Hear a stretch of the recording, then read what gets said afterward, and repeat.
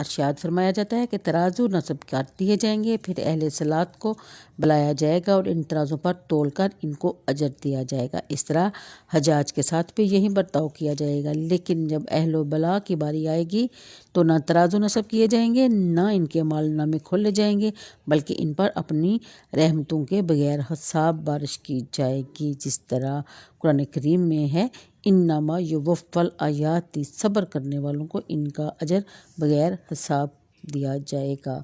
اہل بلا سے مراد اللہ تعالیٰ کے عاشق اور محب ہیں، جو اس کے نازل کی ہوئی مصیبتوں پر بھی اس طرح راضی رہتے ہیں جس طرح اس کی نعمتوں پر وہ راضی رہتے ہیں۔ اللہ تعالیٰ آسانیاں بانٹنے اور آسانیاں پیدا کرنے کی ہم سب کو توفیق عطا فرمائے۔ اللہم صلی علی سیدنا و مولانا محمد و آلہ و صحابہ و بارک وسلم۔ اللہ حافظ۔